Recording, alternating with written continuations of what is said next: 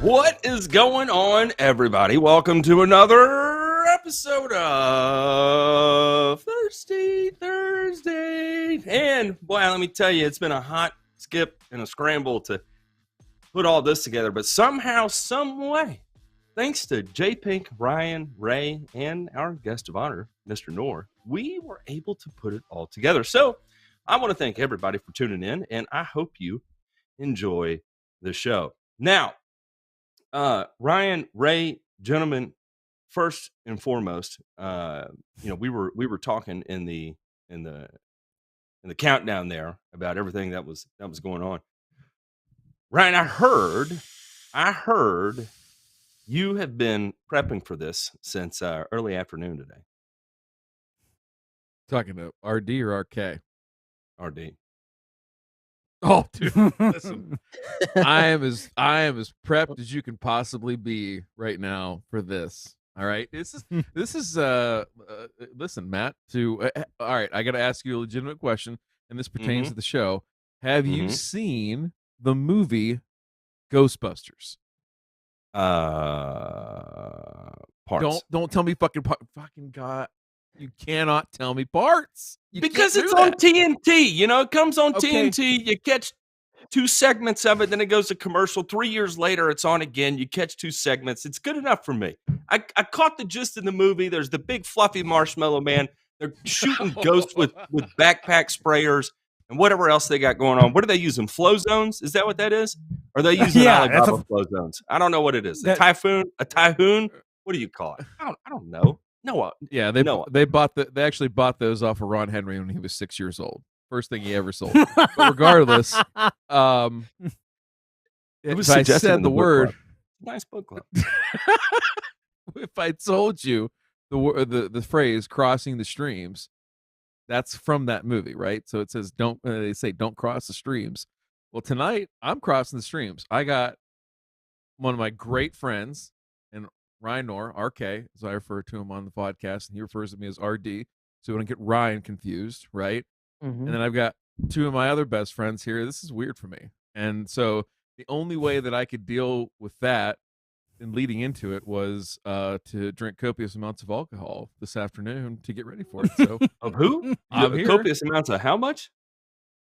Of Putin. I drank copious amounts of Putin. Attaboy. Attaboy. That is when you are no holds barred. When I think of crossing streams, I don't know what definition was bestowed upon us from the Lion King or whatever movie you suggested there, but I I personally think of when two gentlemen are standing next to one another in a trough style bathroom, and Oh yeah. one tinkle meets another tinkle, and Can we just that's all typically how I agree? refer to crossing streams.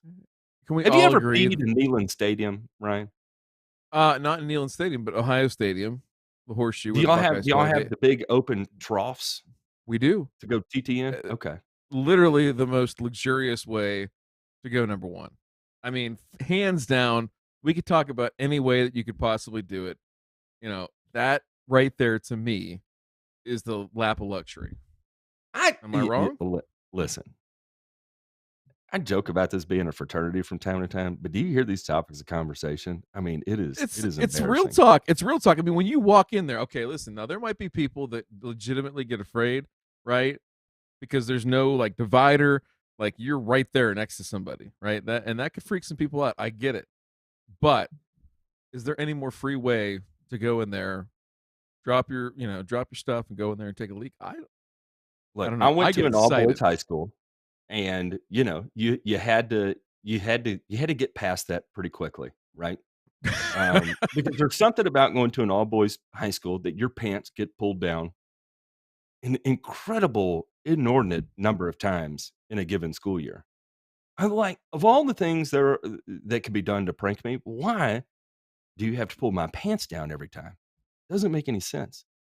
But it continues to happen, and so be it. And I, am able to pee in a trough style PP container as a result of it. And And You folks now, had your listen, pants. listen here, perfectly and okay. you You are folks had your now pants pulled down. That is Yeah. weird because the thing that was done to It is. people in my town was grabbing They got their caned. underwear and yanking it The up wedgie. so hard. Oh, the wedgie. Yeah. Yeah. Did you Had get that the happen too. atomic? Did you go up over their head? No. But Oh. needless to say that for me, that created a broken kneecap situation. Oh. All right. Don't all get right. behind Well, me. Don't get gonna behind say, me. well, I'm seeing if Ray gets in a killed him, man. situation like that. Yeah, I was With a gonna say trident. what The yada yada trident, yada. yeah. Ray is almost 50 years old and he could kill a man, with a toothpick now if he had to, because that's all he had back in the day, and he's learned, right? And Matt can Mhm. walk into any truck stop on I-40 at any time of day, just pull out, take a leak, and just say, "What's up going on? What's going on, fellers? How you doing?" Yeah. Guys in there. Sometimes it's easier to open the back door and stand in the nook and pee on the ground than it is to have to carouse your way and deal with the public. And and make your way to the bathroom. I'm just gonna, spill a little water right here. I gotta pour out my Gatorade. Wink, wink, wink, Yeah. wink, wink. Wait. Mhm. Listen. Now, last thing I'll say on this topic before we get into the nuts and bolts of tonight. But listen, as good and as fancy as all that is, I learned at a very young age how important it is to have a Gatorade bottle or a good piss cup in the car with you for a long road trip. That right there, those are the kind of things. That's real talk. That's the kind of thing that we should be, teaching the youth of America right now. Everybody's all fired up about, diversity, critical race theory, all this other stuff. Let's just talk about piss cups for a minute. Like, let's just get into that for a week or so at school and talk about the mechanics of it. I think it'd be a good topic. All right, I digress. Listen, I'm not sure that we have a bigger guest on all year than this guy. This guy is a motherfucking rock star. It's like having Axl Rose on your shitty little podcast, right? If you seriously listen, this guy could give Dennis DeYoung a run for his money. If we have to play the video, yeah. I will go find it. Actually, I will go find it. We're gonna play it tonight. No, here. you're not. No. Oh, I got you. I got you. There's nowhere to go, RK. There's nowhere to go. There's nowhere to hide. But anyway, listen. And you have witnesses because both Matt and I saw it and heard it. Oh, literally blown Yeah. away. Literally blown away. Now, what I mean to say with all this is that, we all have and this is dead serious. We all have a very special relationship with RK in different ways, right? So Matt. I don't know where this is going, RD. No, seriously, it's just a great segue. It's a great segue. Matt and RK work together, in developing some of the stuff for Lawn Supply Company. Ray and RK have just, they'll jam till all hours of the night. Literally might be the most nightest of night owls that you'll ever meet. Now Ray gets the advantage of being in Hawaii, and he's 6 hours behind right now. But hey, that's just built-in advantage of living in Honolulu. But Insomniac hour, that's what we call it. Insomniac hour. Yeah. The Insomniac's help desk. I mean, everybody on the Discord knows that the Insomniac's help desk is. And that's when the real questions get answered. Like all the other stuff that goes on throughout the rest of the day, it's fine. But when you're shipped up in the middle of the night, or you're like these two guys and you just stay up that late and you're there, that's when the real questions get answered. Yeah, related to grass that's when the real talk happens. That's when the real grass talk goes down, right? No, for sure. And for RK and myself, I don't know. It's been going on 2 years now that we've had our own little podcast thing, and what's it called? It's just the Ryan Knorr podcast. It's where you Turfcast. find it on Spot. It's Turfcast is what we call it, but if you look for it on Apple or Spotify or anything else, it's under the Ryan Knorr podcast. So look, everybody should head over there, leave a 5-star review, hop on the Apple loves 5-star reviews. Go give them a 5-star review. You can leave anything in the review box that you want. You can comment on May's haircut.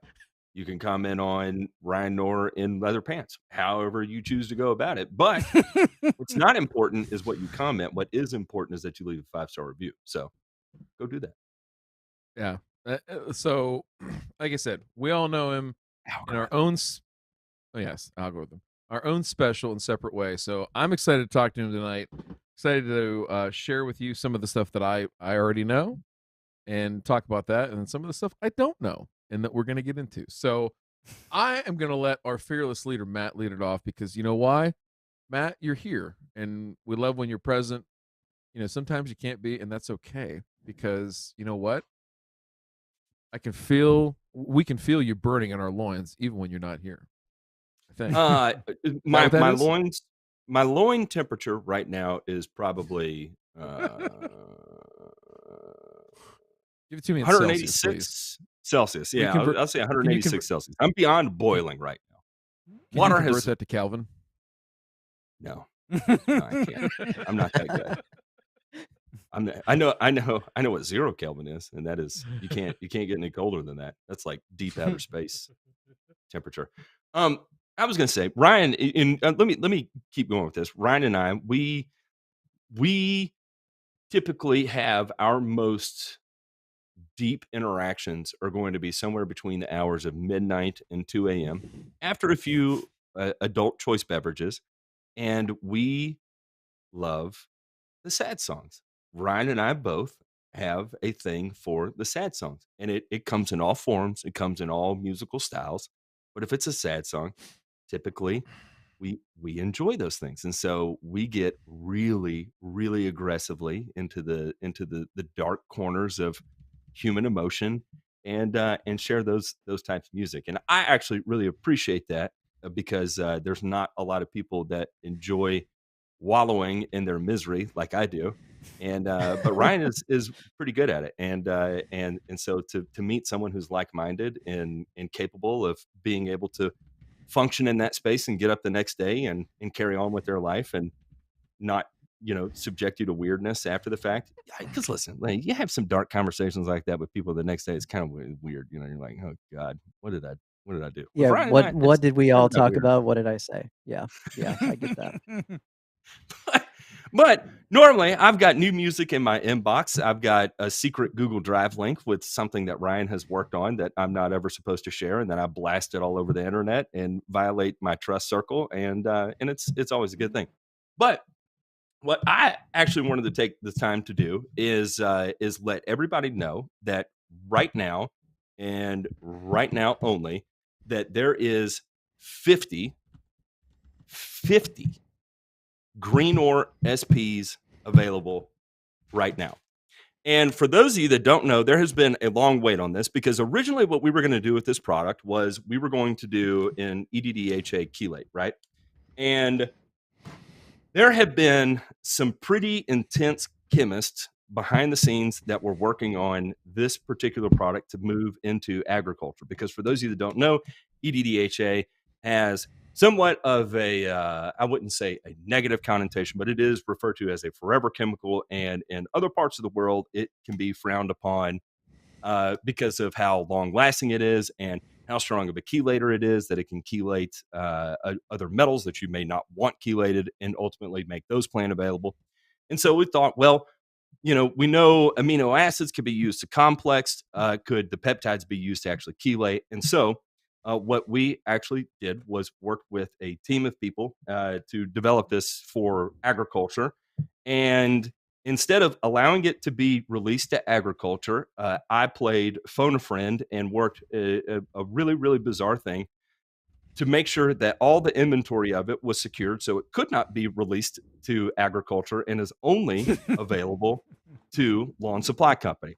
So for those of you that are looking for a soluble iron product that would be available across all soil pHs, so this is going to be plant available all the way up to a pH of 9 very easily.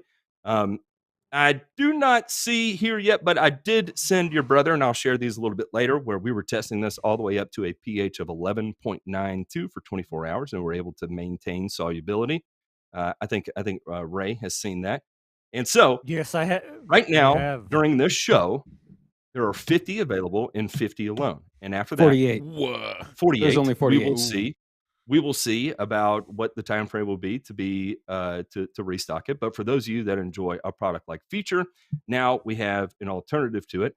And there's going to be a 2-for-1 that will offer a faster like response, more similar to ferrous sulfate, because you're dealing with a much smaller molecule than EDDHA iron. And of course it also has the biostimulant built into it as well too, because that's used as the chelating agent. So Ryan has been asking me when we were going to be able to do this, and I told him to shut the F up. Yeah, go ahead. Yeah, so I called Matt. We've been waiting for this for quite a while. I called him probably a week or two ago, and I said, where are we at with this thing? I need the labels. I want to put it on the site. What are we going to do? I know you're a busy guy, so I don't want to make you crazy, but at the same time, I need to get this out here like around the beginning of April. And he's like, well, let me tell you, Ryan. I've been doing some things behind your back that I've been telling you about, but don't worry. It's going to be okay, and I'm not going to tell you what that is. I said, Matt, I don't like surprises. I don't like that statement whatsoever. And so that's how it went. And I guess apparently now this just came to be, and he didn't tell me about this. Ryan had no idea I was going to do this, and that's what made the fun of it, of course. And so I've been on the phone with your wife and your brother trying to get all this situated. So please don't be mad at Kelsey, but it was all for the goodness. Feel free to be mad at your brother, by the way. He tied one on last night, and so I was a little worried about what was going to happen today. But no, he kept his head in the game, and it all came to fruition. And so, but I cannot stress enough that this is years in the work of making this a reality. And it has cost an unbelievable amount of money to put the research into this to make it a reality. And so it is. And I think it's pretty damn cool that it was confiscated from agriculture and able to be brought to not even lawn care, but to Ryan Knorr with Lawn Supply Company first and foremost. So cheers, everybody. Show your support for Ryan and all he does, and head over to his website. Check it out.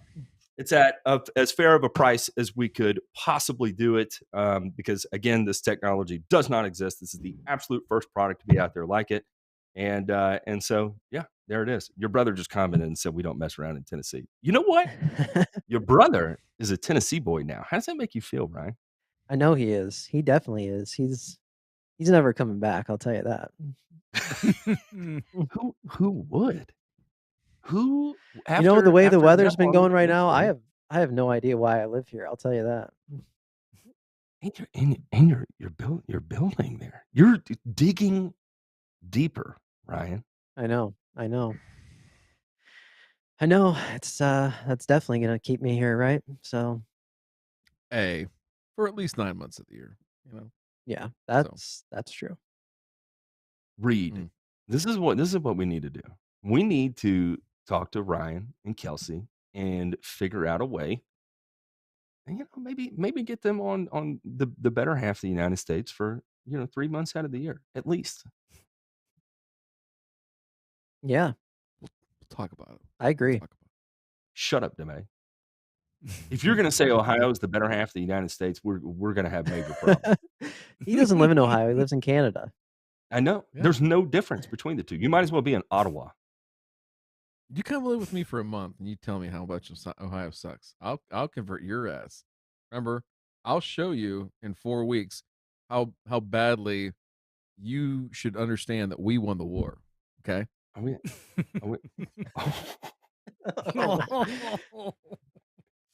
That was spicy. I love people that are commenting and saying Ohio is 31 and stuck. 31 Thanks, and stuck. That's incredible. You guys Thank are crazy. You, everybody. We were crazy. And listen, I'm gonna give you my hardest QVC pitch right now. When I say this material is fine, you have no idea how fine this is. This instantaneously goes into solution. So pretty much 100% of this is going to pass through 50 mesh. 25. 100 is going to go through 50 mesh. 100%. There is probably 90% of it that would pass through a 200 mesh. So ultra fine, instantaneously goes into solution. You really do not even need to agitate it. And it's one and done. Ultra low use rate, 1 to 2 ounces per 1,000, has the exact same type of response as ferrous sulfate. So super fast color response from the plant. Yeah, check it out. There's just a few left. There we go. There's my hard QVC pitch. Go fuck yourself, Ryan.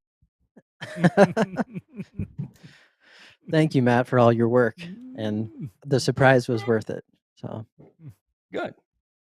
All right, now let's get into the show. I think we got all that over with. Boys, what are we talking about tonight?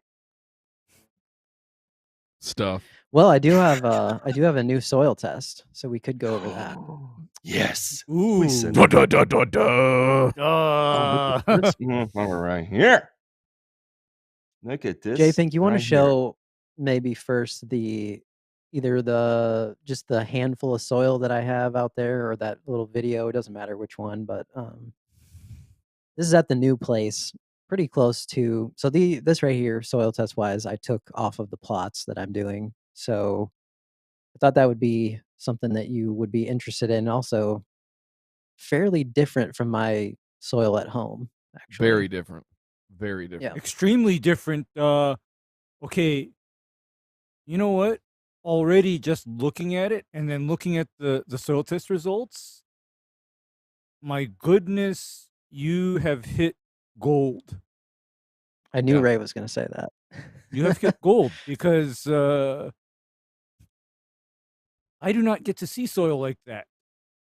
Okay, J-Ping, can you take this soil test and send it in our Discord chat so I can blow that up with a little bit of clarity? Yeah. You the man. You the man. Oh yeah, I'm sending you garbage. I'm sending you garbage video because of all the internet issues. No, you're good. You're good. Mm-hmm. Let's see here. And this is a Malik 3 test. Am I right? It is. Talk to me about this test. I've never seen this graph before. What are we looking Okay, so this is a company called RX Soil, and they have a test kit that's available that does the waypoint testing. So same thing that I've been using for years, and what I wanted to keep using, and just found this to be a slightly easier way for a lot of people. Not that the waypoint thing is really difficult. It's just you got to go to their website, print out the forms, fill them out, do all that. And I know that's not difficult, but for some people, they just like, it's too much work. I don't really want to do that. So this is a way to have everything ready for you, the bag in there, prepaid to send it back in the mail, and essentially then you get this nice little printout like you're going to see here with the results. Gives you some recommendations, and hopefully in the future, once we have enough of a product line that fills things out and fills in the gaps, I'd like to be able to mesh that with the lawn supply thing and have some of those recommendations come into that section of that. But for now, this at least gives you a nice graph of how everything looks. It's easier to follow, I think, and yeah, I've liked it so far.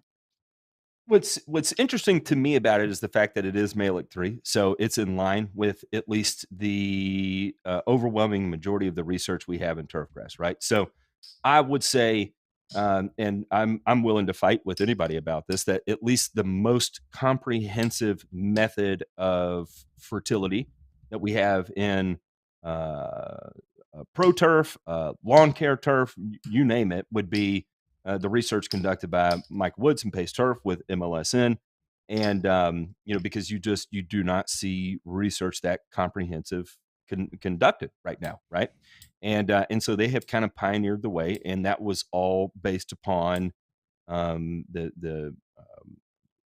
I guess the single factor there would be the Malik 3 test, right? So as they established their minimum levels of sustainable nutrition, so those would be the levels that said, as you approach this, the more likely you are to see a positive result from applying the nutrients that are at these levels, right? So it's not necessarily something that you want to maintain your turf at these levels, but they're giving you credence and warning that as you fall closer to those levels, you're more likely to run into issues related to agronomy that are fertility related, right? And so from a research perspective, knowing that that is the most comprehensive fertility research that we have available right now, in my opinion, and again, this is totally my opinion, I feel like that if we are to make the most educated decisions possible while out in the field, why not use a Malik 3 soil test to fact check or co-sign your bullshit over deciding whether or not you need to apply a nutrient to your turf grass, right? So, people pull a soil test and they start thinking to themselves, oh, well, I looked at the bar chart and the bar chart says I'm low in this or I'm good in that. So because on my graph, it shows I'm low, therefore I need to apply it. Well, with MLSN, what that gives us is it gives us actual sets of values that we can then look at and make the determination over whether or not that's actually applicable to apply, right? Like we know with MLSN, 35 parts per million is would be considered the deficiency point in potassium. But if you look at the research too, we also see that signs of deficiency began showing somewhere around 50 parts per million in some instances in their meta-analysis, right? So, here we see we're at 62. 62 is pretty damn close to 50, so it makes sense to include potassium in that type of application, right? We're at 30 on phosphorus. MLSN is at 21. So, for establishment, it makes sense to probably include a little bit of phosphorus in that type of scenario. If we already had established turf there, then we can point at Travis Shattuck's work with phosphorus. And who else did that? Doug sold that, I believe, was also doing low P work, Yes. and if it's already there and established in cool season grass, maybe we can let it run even lower than 30 and we don't have to worry about applying it, right? We can run it down to the single digits before we're starting to elicit deficiency symptoms. So, you put this in front of us. It's Malik 3, then therefore we can at least point to it and the values that are presented here and give honest recommendations on it, because that has the greatest data set that we can look at as managers, that scientists can look at as far as the people that compile and make these recommendations based off research, and hopefully give the best advice possible. I'm rambling. I'm sorry. I'm sorry. What'd you say? I blacked out. What happened? Where am I? Can someone help me real quick? Bueller? No. Well, All and what right, I really liked about ahead. these guys was when I had a meeting with them, they're very open as well to this as far as development, different ideas, the ways that they may do the software. It sounds like a couple of them are IT nerds, and we know how that goes with lawn care. So, they were completely like, this is still in phases where if we need to adjust something or you think this may be better one way or the other, then, we can talk about all that stuff. And I thought that was kind of cool for just going forward with what I want to do with it, that there's some development stuff that can be done there. And that's cool, and you don't see a lot of that right now. Ryan, I'll ask you, in these days, you definitely pull a hell of a lot more soil tests than I do. How many labs are you seeing out there making recommendations based off MLSN guidelines? None. Right?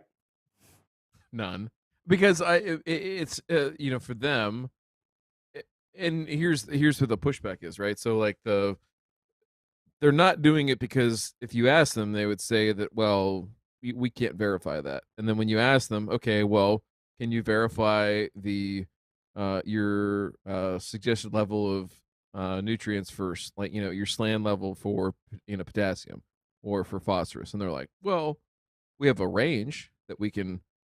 And it's like, okay, well, what's your range based on? Have you ground tested that? Have you calibrated that test? Have you and it just goes sideways really quick.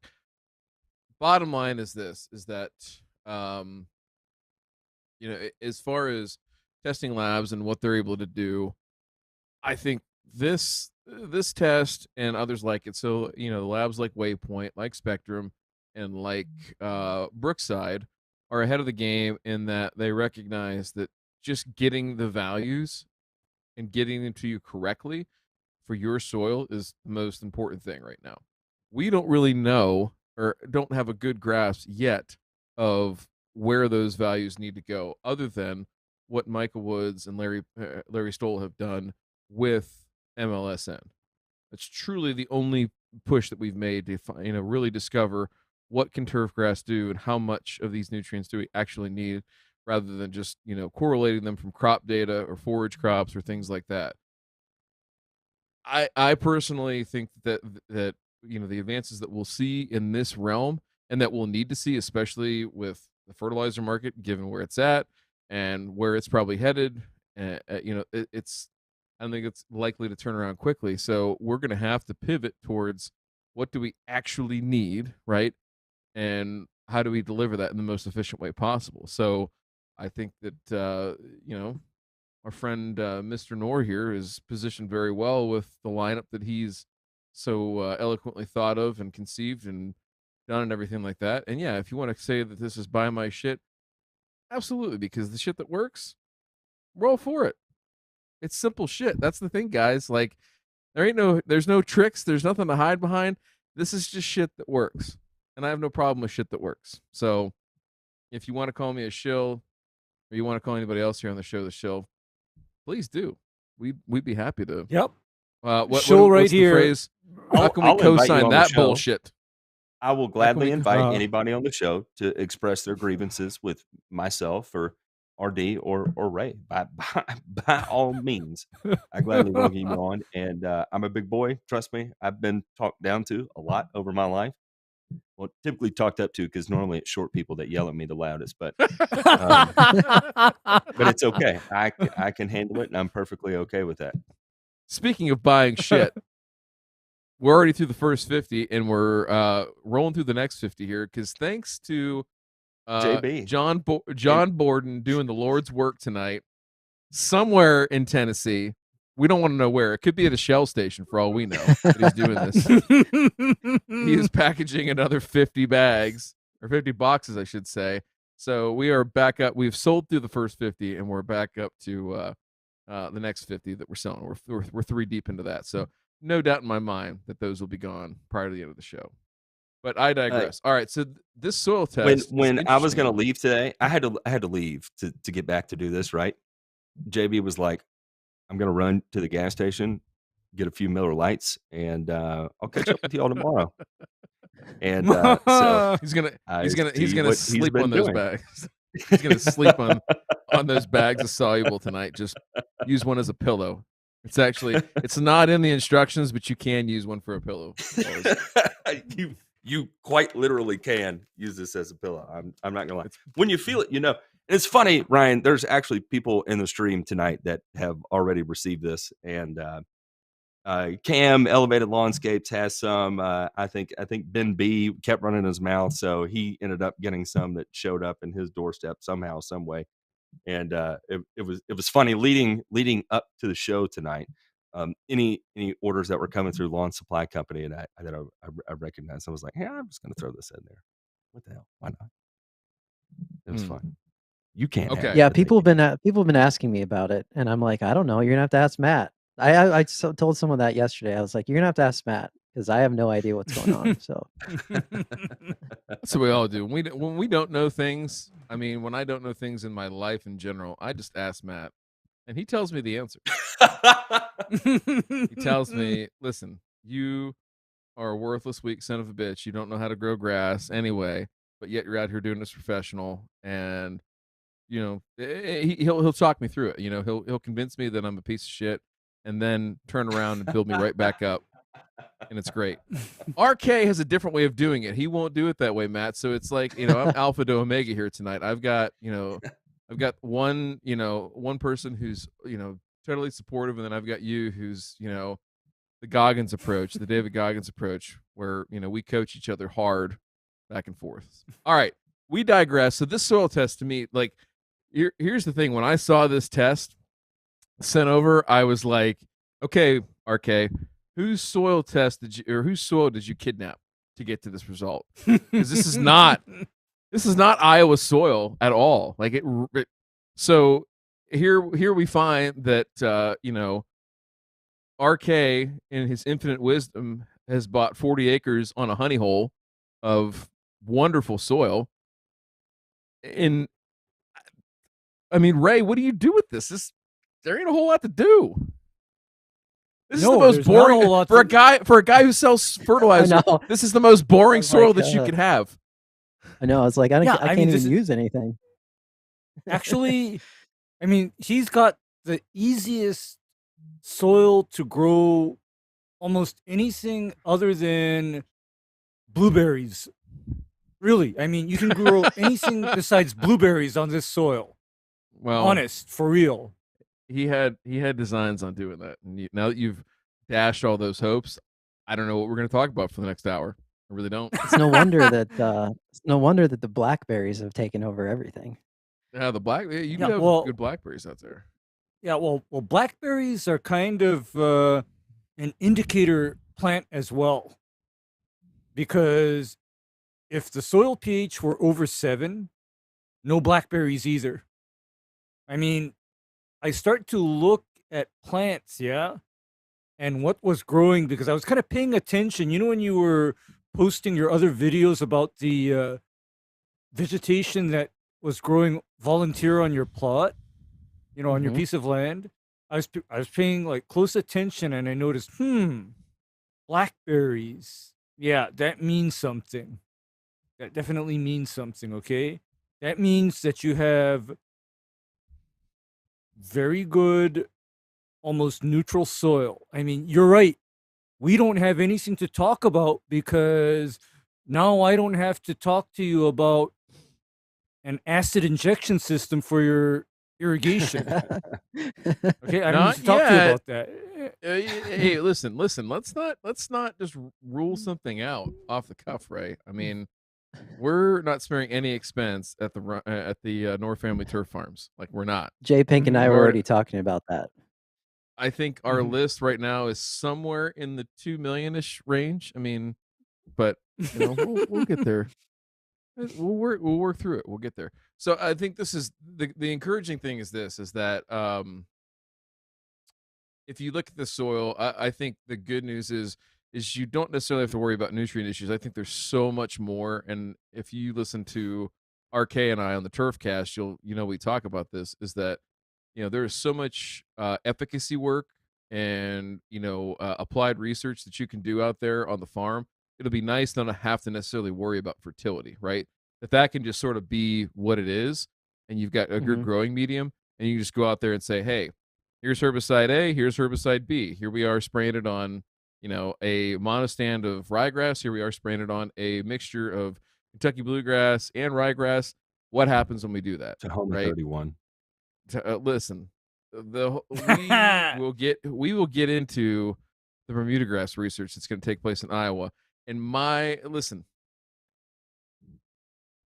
will say this is that I enjoy people that are naysayers and people that are doubters. That's something about this group in particular that I think we all enjoy that. So my goal overall, and I'll say this publicly. FTP. That's right, FTP is, after the first winter, so this will be next year, 2023, maybe Father's Day, July 4th or something like that, is when we have the crew out from Iowa State turf. We have Adam Toms out, we have Nick Christians out, and we show them and say, hey, here's Bermuda grass in Iowa, and it's a year old. It's sitting here. It went through the winter, it survived, it's doing great.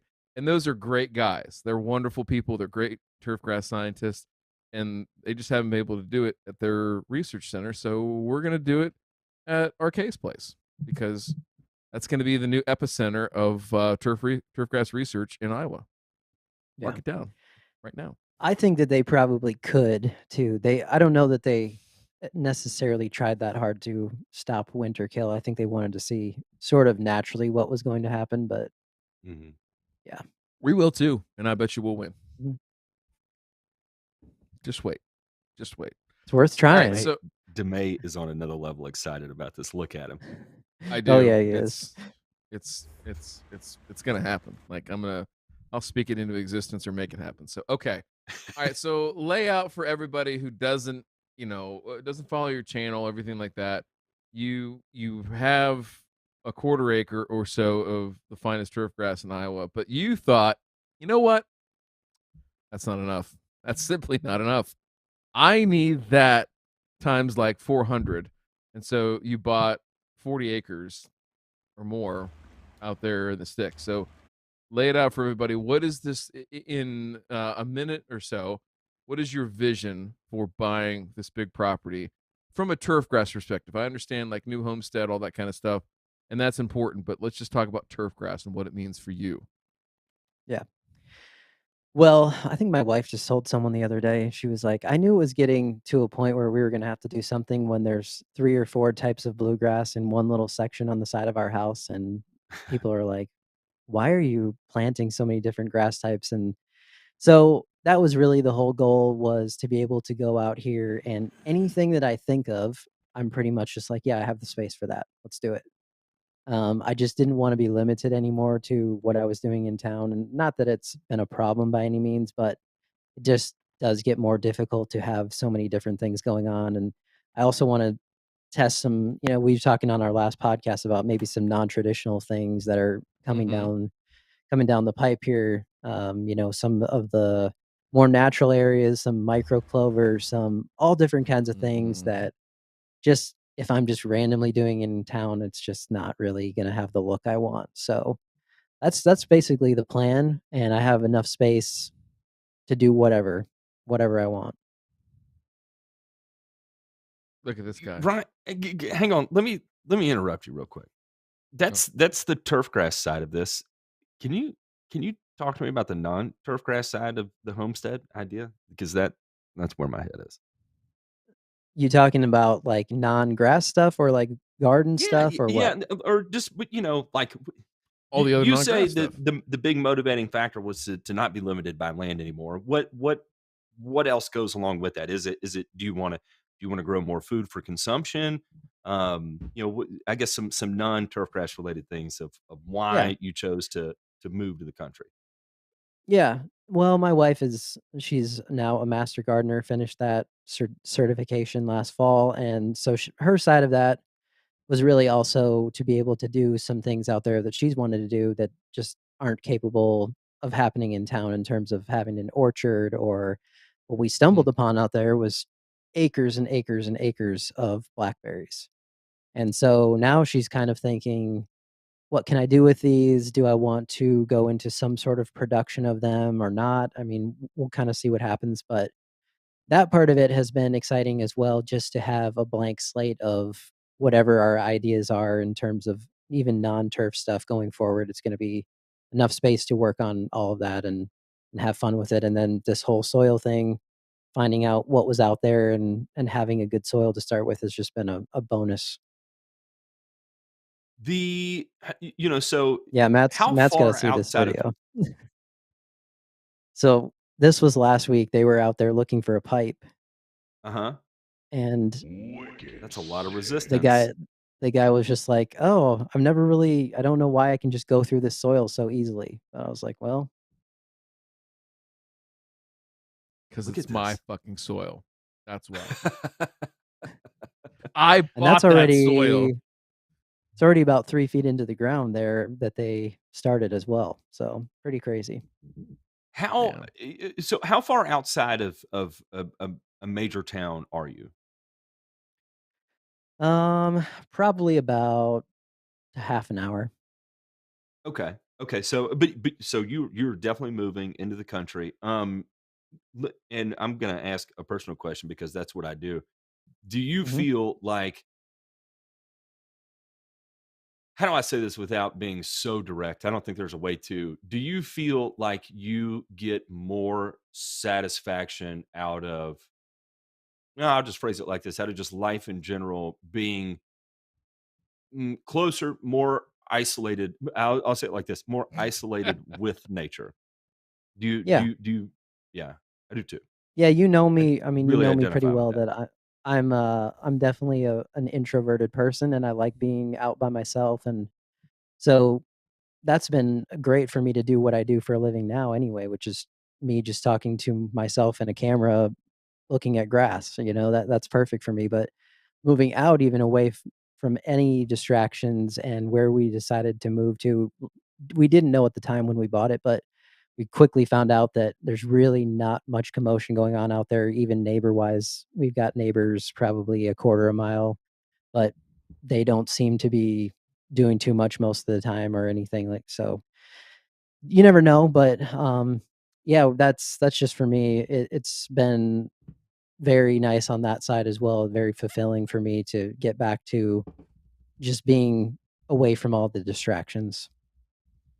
So it's potential fruit production with the blackberries. It's turf grass production and research with your set of land. Um, Talk to me a little bit more about what Kelsey wants to do, because I know she likes to grow all kinds of different plants, not just blackberries. Mhm. Yeah, I mean, she has a 10 by 20 garden at home, I believe somewhere around there, and the last couple years, she's produced over 400 jars of canned goods out of it. So, I mean, she knows exactly how to grow with what she's working with as well. So, I mean, the sky is the limit there as much as she really would want to do. The berry thing is going to be, I don't know, we have a couple ideas on that of maybe some local cideries or things like that where we could get some of those berries into another production so that they could be used for something instead of just, trying to make jams out of them or whatever she wants to do. But maybe something like that. There's a couple of good cideries around here too that always like to mix in different flavors and things. So that'd be an avenue that we might look at. Do you feel like the idea of potentially going to being completely food independent is on the cards? We actually were talking about that today with some of the things, talk of things going on even here in our country. I don't know how much people know or don't know or have been alarmed or not alarmed, but it seems like there definitely will be some kind of shortages going forward. I don't know what that's going to mean for people, but Kelsey was at the grocery store today and she's like, there's already certain things that I just don't see on the shelf anymore. And they haven't been there for a Okay. while. I don't know if they're, yeah. Right. That's exactly like the kind of stuff that we've been talking about on the burn-in returns, where the foodstuffs made out of commodities may become affected. I mean, and my first taste of that, of course, was COVID. That was my first taste of it, and I've kind of readjusted how I live because in another time, I was one of those people that thought, I'll just go pick it up on my way home. Now Hmm. it's a different story where I want 30 days worth of food sitting in the pantry at all times. Yeah. Well, especially And for for you, Ray, you, because of being on the island too. I mean, that's even scarier. Well, for you too. I mean, and I feel like it's you're in a good place knowing that Kelsey puts up food the old-fashioned way, and you have just jars and jars of things stocked away. Like, does Kelsey can a lot of tomatoes, for example? Yep. Okay, I mean, because that's something that, for example, for me, I have a lot of cans of tomatoes hanging around in the house at all times. I mean, you know my habits, so can't do without that. But you have the advantage of beautiful Kelsey, canning it up at the end of summer, and it's just there. I mean, that is just great. And of course, blackberry jam. She does a lot of apples, applesauce, and all canned that apple stuff. Yep. Oh, yeah, homemade applesauce. Yeah, that's just all good for you. And now all you need is some chickens, some sheep. Well, I was just about to say. Next question. And some some pigs. It's a Midwest thing. Yeah, Midwest thing anyway. But we've been getting beef from a local friend of ours for a long time. So that's been one thing that we always do. But we started moving into. My nephew started doing chickens a couple seasons ago, so he's been raising some chickens, and yeah, that's something that we've been focusing on too, is our own making sure. And obviously, I have a lot of deer out there, so if I had to actually shoot one, I could probably do that. Maybe. Ryan, you can do it. I mean, but we're not. Listen, Ryan. Oh my God, Ryan. You know what we're gonna do? We're gonna bow hunt. We're gonna bow hunt the deer on your property. Listen, hang on, Demay. Stop it. There is something electrifying about bow hunting that you do not get by hunting with a rifle, because you have to get so close, right? And so you have to position yourself in such a way to allow the animal to come close to you, to meet it halfway, right? Or you're on your hands and knees stalking the damn thing over a large area, right? And man, let me tell you, it never fails. At one point, if you catch the wind just right, oftentimes a deer will sneak up on you. And it is the scariest damn thing in the entire world. My son and I were out bow hunting one time, and we were hiding in these hops that were growing, and the hops had been planted. We're kind of sitting in the middle of it because they got these big, tall trellises and stuff that are standing up, and so it kind of provided us natural protection. And I mean, within 8 feet, this 4 doe came up on my left side, and I heard rustling in the leaves, and I looked over there, and it made eye contact with me as I made eye contact with it, and I jumped sky fucking high, scared the shit out of me. Of course, scared the hell out of the doe. They took off, alerted everybody else. They made one hell of a noise. I made one hell of a noise. My son was actually asleep on my feet at the time. It woke him up, and he started laughing because I was screaming, and then I started laughing, and the deer were long gone. But it was exhilarating to be stalking, trying to hunt an animal like that. I don't know, Ryan. I think we need to do that this winter. Yeah, I mean, sorry. Bambi is also good with peppercorns, garlic, and rosemary. Forgive me. I mean, I'm just telling it like it is. I'm just telling it like it is. Hey, you gotta do what you gotta do. I mean, hey, I want to see. I want to see somebody go out there and noodle a deer. Just with his bare hands, take it. And Matt might try. If there was someone who would try, it'd be Matt. I can see that's a Tennessee thing. Noodling in general is a Tennessee thing. So why not noodle a live 4-legged animal? Matt, putting it in the you ever killed hold. the deer? Yeah, you ever killed the deer with your bare hands? No, never done that. We'll need like a wrestling referee there to count out 1, 2, 3. All right, can I do the Stone Cold Stunner to a deer? Yeah, like that. People watching this are just like, "What the fuck are these guys on right now?" That's cool. All right, let's they all know. They do. Yeah. Sorry, They do. Ryan. We could literally sit here all night and talk about whatever bullshit. But all right, so talking turf, right? So JPink, show that picture of the plots, because I think that was, yeah. I thought this was a really cool thing coming out of the gate. There's so much to do, but yet you have the foresight to go out there and plant these. So talk us through, what are we looking at here on the screen, kind of from top left, working around. So essentially, I wanted to start out with obviously the grass seeds that I have in my own lineup, so that it hasn't been easy for me to have everything in my yard of each of those kinds, just because a lot of the yard was already previously there. So a lot of people want to know specifically, if I get this, what is it going to look like, or somewhat what would it look like. So right away, I thought that's a good way to start. It was late in the year last year. It started quite a bit later than I really would have, probably late September or so. But we had a good October, and I got those all pretty much grown in. And then I just have a couple of larger plots around those of same thing. One is fescue, one is rye. And then now my plan is start making some more plots on that side there that you see open ground yet, and just start going to town on whatever ideas that I have. No shortage of those either. I think No.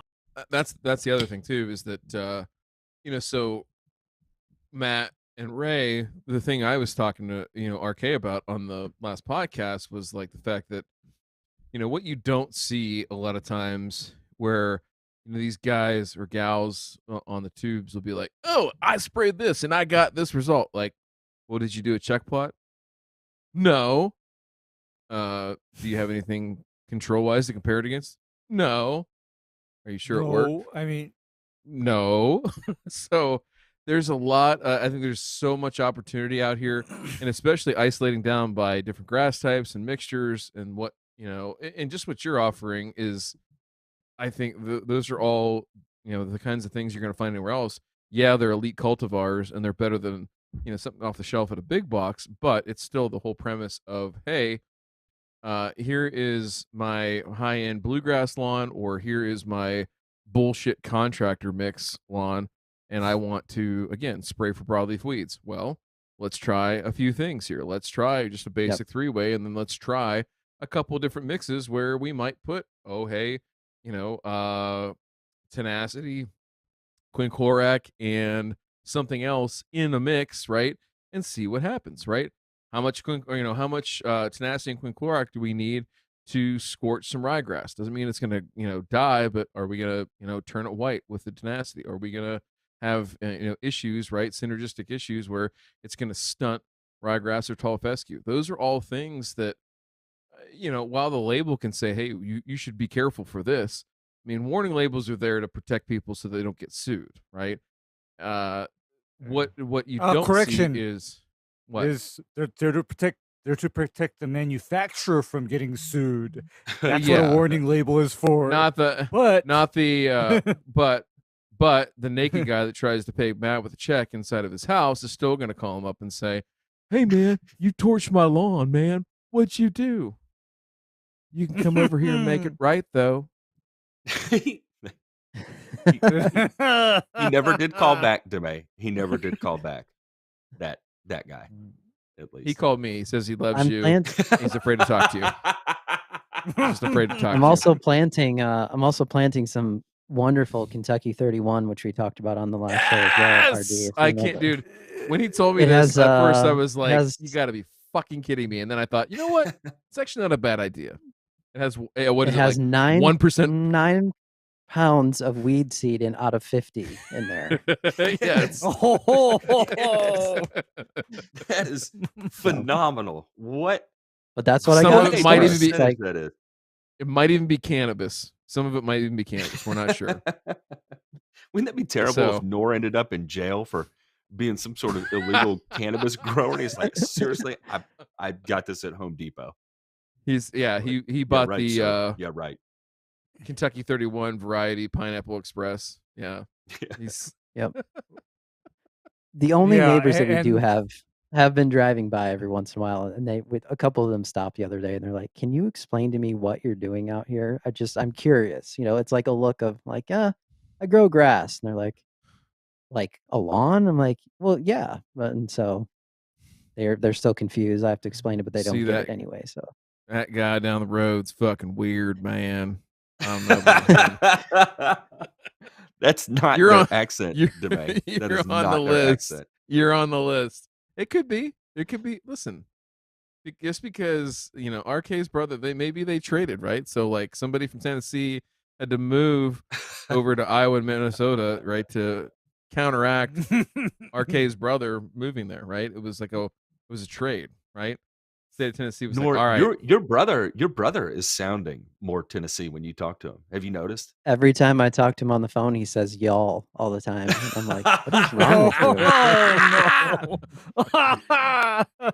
When I But talked to he him on the also phone lived in today, I was like, he "Man, also lived in you Texas sound for a like year, me." so that was the Yeah, problem. Yeah, a problem. That was like yeah. that was the lubrication he needed to slide right into Tennessee real well. He does fit y'all. in there. He likes it. He does.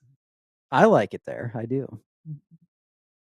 Place to visit. There- It's a good place to yeah. visit When RD's is that like, taking yeah, place? temporarily. temporarily. These guys, these damn Canadians. I tell you what. So, okay, so on the grass front here, so we got different species out there and everything like that, but how else are you going to what other type of situations are you going to try and create out there? I mean, it really is in when you first conceived it and we first started talking about it till now, and it's like really starting to take shape. This is almost like a living lab, right? Like it is truly trying to simulate turf conditions in a variety of different settings in one place. And so I guess in that sense, like what other things are you trying to create? What other kind of scenarios are you trying to create so that you can test stuff, try stuff out? I know the one thing we talked about on our last cast, gentlemen, was, I thought this was a really cool video that RK put out was, hey, some a-hole from the utility company came in, dug up my lawn. Now I got to fix it. Right. Like that's a real thing. Like that happens all over the country all the time. So I thought it was, sort of prescient to put a video out like that. But now RK can be his own utility company. He can take the old track loader out there and be like, you know what? I'm going to dig a big fucking hole right here, and then we're going to fill it in and see what kind of grass grows in there. I don't know. Let's do it in like Yeah. July. Let's just see what happens, right? So, Mhm. what other kind of scenarios and situations are you going to try to create? Like, what are some of those real life things, questions, things like that have come in over the years that you're like, huh, maybe that's an idea for something to mess around with or do a video on or whatever. Yeah. Well, there's a couple already that I've done. So one video that I put out this spring was taking half of the larger plots, so fescue, half of the rye, doing prodiamine on one half of those and not on the other one. So obviously this was a farm field before that. And then on the plots themselves, the smaller plots, so far I've gone with the idea sort of that RD and I talk about on our show a couple times before is if you just planted something, especially late in the fall, maybe you don't want to put pre-emergent on it right away in the next spring, especially right now. I wouldn't even attempt it on the bluegrass. The bluegrass is not ready for action at this point. But Mm. so I've just been doing a couple of things like that where I have the question as what's going to happen if I don't do this? Or what happens if I put it on half full rate? What Mhm. happens if I do a split app? All those things that people just ask questions about that I can just say, now let's just find out. I mean, again, it's not going to be the world's, full scientific test of it by any means, but at least I can see it with my own eyes visually and show people what's going on in my situation. And I feel like That from a content management perspective, thinking about what you do, and ultimately this has become your career, right? From a content management perspective, having that real time feedback day in and day out, and the flexibility to do these different types of things.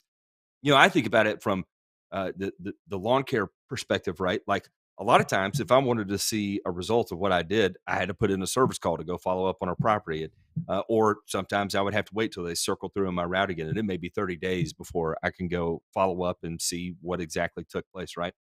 it provides you so much more leverage and ability to track these things and create new data sets, and ultimately be able to use that to make adjustments on the fly, right? Like, what you watch, what happens this year, you encounter it 3 years from now in a specific type of scenario. So you say you're working with someone else, and who knows where this might lead you, where one day you may be volunteering on one of these golf courses that you go visit, as working part of the grounds crew leading up to a big tournament or something. And, you spot something, you recognize what's going on, and you might be able to put together a plan or a course of action or whatever to be corrective or preventative or whatever Yep. the case may be, That Well, and I has to love the be part of just it. fucking exciting. I love the part of it too that it's work to do all the documentation of everything, but even myself, I'll go back sometimes to a video from a couple years ago and just if I can't remember exactly what happened or what something looked like at a certain time of year, I have everything now documented. So the same thing is going to happen with this is where if someone has a question, I not only can give them an answer and say, this is what happened to me and this was the scenario that I tested that, but here it is for you to visually watch. If you would like to do that, you can. If you don't believe me, whatever the case is, it's like, here it is. So that's exciting to me because now I just have so many more scenarios of content, things that I can look back on and learn from, but also that I think will give other people an idea of not just doing the test, but seeing it visually. And okay, so here's the real deal too for me is that we I'm not sure what the right word is here, gentlemen. Chastise? Yeah, I'll go ahead and say it. The folks that say that I know how to manage turf because I take care of my own lawn. And I'm not saying that you don't know how to manage turf. You know how to manage your turf. But I think the hallmark of a professional is being able to go into a variety of situations, regardless of the circumstances, right? And say, okay, I can grow turf here, there, over here, over there, whatever. Doesn't matter.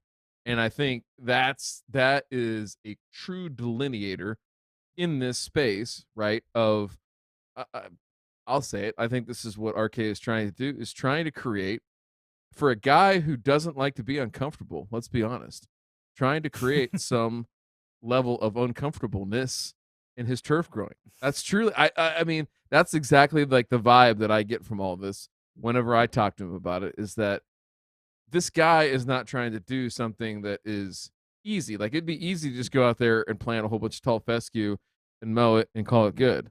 But Yeah. instead, instead, here he is literally trying to break shit. And I love that. I love that about, him and this project and everything else. And so it's so good to see it coming to fruition. So let me ask you this. Is there any, and you and I talk about this a little bit on our cast, but like, is there any sense of loss that knowing that like this could be the last season with the lawn at your current house? Like, are you having any like anticipatory grief over that, or are you at peace with this now? That's my neighbor's yard actually, but Oh, that is, Sorry, that they were right next to each other when I tried to click on it. there's a reason why I have that in there, though. I can explain that, J-Pink. But this Good. is finally, I told Matt this a couple weeks ago, or maybe a month ago. I was like, they have not updated our Google Earth in like 10 years on my street. So my yard looked the exact crappy way that it did when I moved in. And I finally, this is the updated photo. I'm like, yes. It's like, well, that must have been a good time of year. I'm like, no, that's July actually. So I am pretty proud of the way that, like you said, RD, a lot of people have said you can't do this or you can't do that, specifically with ryegrass, and it won't survive. And I've done a lot of work to get it to a point where I feel pretty comfortable with it. Not that there's not problems, but I feel pretty comfortable with how to manage it here. But yes, have I been thinking about that? Probably not so much actually about what I'm actually Really? leaving and what I'm moving to. I don't know. I've been so caught up in Look at everything that going on that salad. I probably. What about that salad bar next to you at the neighbor's house with the Jeep in the driveway? Are you Oh gonna yeah. miss that? that's He does Being drive right that. next that's to you? exactly what that's exactly what he's not going to miss. Is he's No. not going to miss that kind of how shall I say colorful neighbors. Okay, he's not going to miss that. I Ryan, mean, is that a CJ Jeep? Is that a CJ5? I think so. I'm not a Jeep person, so I don't know for sure, but You wouldn't understand. yeah. Man. If it's a CJ5, he'll get all the passes in the world. But if it's not, then that guy, if it says Wrangler on the back of it, that guy can go to hell. I'll tell you right now. Well, the interesting thing about this year too is that both of my neighbors on both sides, so that house right there and then the one right next to me on that side yard, they both moved. So there's brand new people in there this year. I have no idea how the lawn is going to go or not go, but I had one of my neighbors already who told me, she was like, "How do you get your yard to be so green already?" I was like, "Well, yeah, that's a long road. How long of a conversation do you want to have?" So, How much time do you have here, lady? yeah, she's like, Yeah. "Well, I I'll know just have to those watch aren't the your kind of YouTube long video." conversations you like either. I don't mind them because I will talk so long that eventually they're walking away from me and I'm trying to stop them and be like, no, I'm not done talking. Wait But here wait, until I there's finish. more. We're not done. We're Yeah. not finished yet. We're not finished yet. Well, I'm going to make sure it by the comes end of this down to- conversation, you never talk to me again. Sorry, Ray, go ahead. well, it comes down to this whole concept that I always hold, where if you gotta ask, you really shouldn't ask. I mean, if you gotta ask, you really shouldn't ask. I mean, that's that's the position that I Well, take. and this Right, is right. this is like a first time homeowner, to be honest, and they Mhm. just really don't even know what they're in for yet. And I would like to help the person because it would be nicer for me if the yard next door looked better. Just honestly, everybody on YouTube has given me so much shit about this for so long. Like, how come you Mhm. don't help these people? I'm like, it's not my property. I can't do anything about it. So, Mhm. now And if they want help, I and will besi- gladly help them. But besides that, your previous neighbors, from what you told me, they weren't the type of people that even asked for help. Anyway, I no, mean, that's no. that's the unfortunate thing. So it's like you kind of just did your own thing and tried not to let their salad bar come into your lawn, and that was as good as best you could do. So I get Yeah. it. Okay, I get it. Yep. I get it because, you know what? I have my own pisser offer right now. My next door neighbor's entire lawn right now is all blue stem. Oh man. Matt, Matt, it's all blue stem. What I mean, that calls for the absolute rinse, recycle, and repeat of fallowing the ground and getting rid of it. I mean, that's garbage. Well, I mean, for me, here's the thing: is that the easy way out of this is I just monument and MSM that blue stem a couple of times. Is that pretty effective on blue stem? I've never run that Yes, tank combination on blue yes, stem. yes, Okay. it is. Yes, it is. And because he's got common Bermuda and no trees in the lawn, I can crank the MSM all the way up to an ounce. Wowzers. That is Wow. no effing around type of approach there. J Pink, Speaking can of you weed, go ahead. can go you ahead. show that? I just before we're talking about neighbors there, can you show that other neighbor's yard? Someone in the comments I think said that I helped one of my other neighbors, and I just want to show what that. Yeah. So my neighbor Will, good friend of mine, he actually got really into this and wanted my help, and so I said, sure, let's go for it. So we did a full renovation, planted elite cultivars in there. He went crazy about learning how to take care of everything, and so this is actually every 2 to 3 weeks equalizer on this, and that is bluegrass, ryegrass, and then of course he's got the striping kit and everything. So looks really great, and I was very proud to help him and see how much he got into it. And now he actually moved, but he's got brand new sod, and I was just over there the other day helping him look at that. So yeah, anybody who wants help, no problem. But some people obviously that's not always going to be the case, and some people just don't care about lawns, and I don't have a problem with that either. Just I get yelled at a lot on YouTube about that. So You're a terrible person. That's all I can Not, say.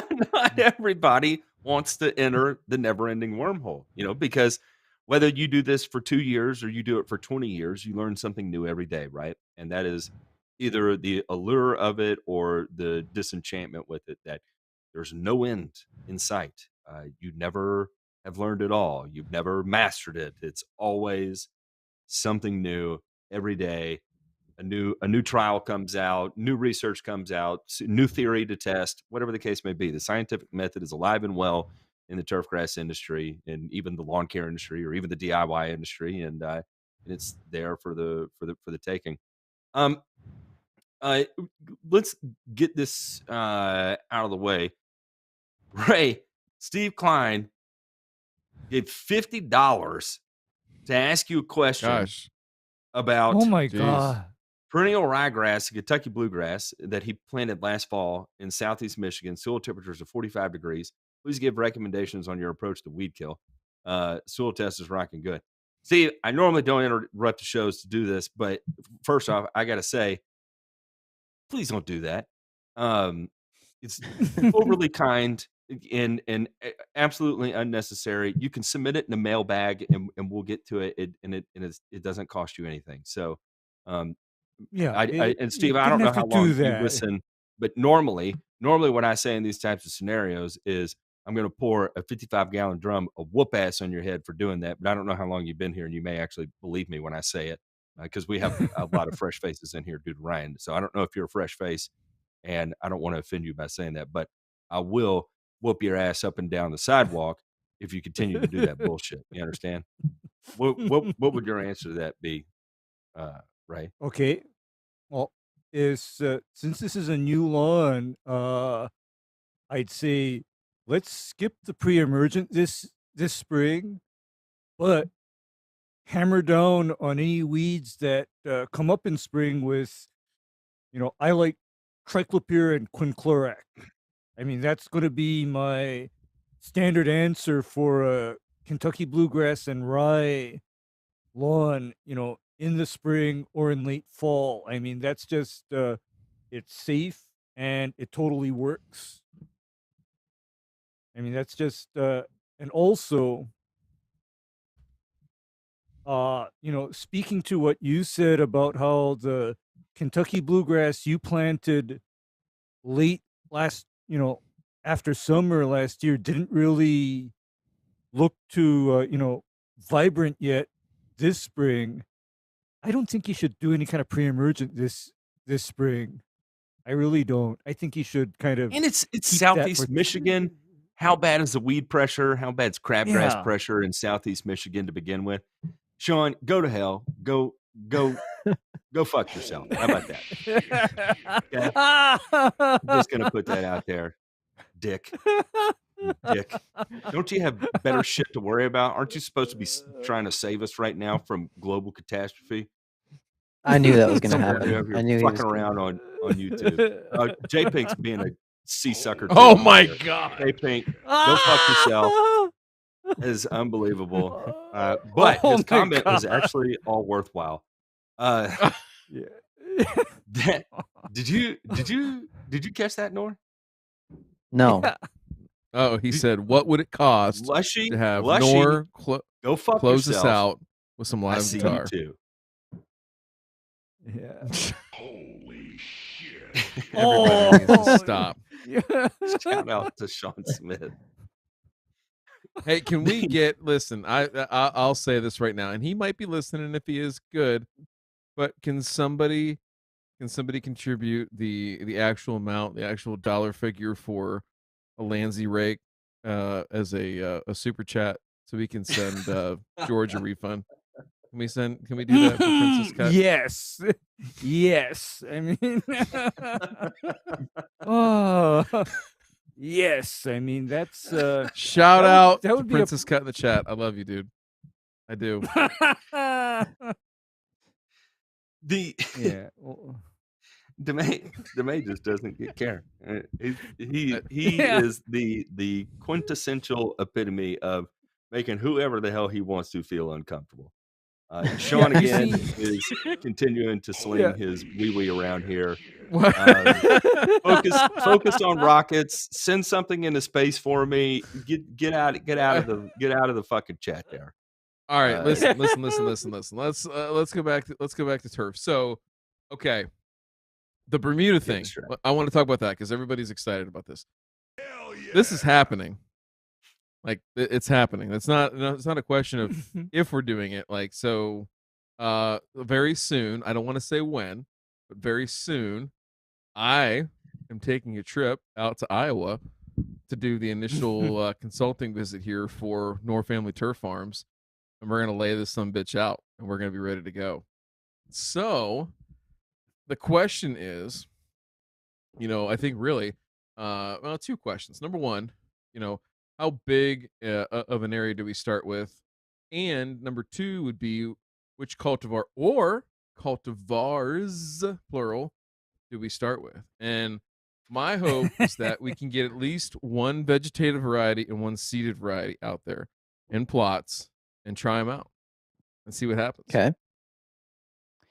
I don't know. I think that should be definitely doable. I mean, there's plenty of room to do it. We just, as we talked about on our last show, I think I have to be somewhat thinking about how I'm going to not have this invade everything else. So that's really what I'm thinking about. It's Ryan. Okay, let's go ahead. Yeah. Okay, go ahead. Ryan, how would you feel about having a moat around your Bermuda plot?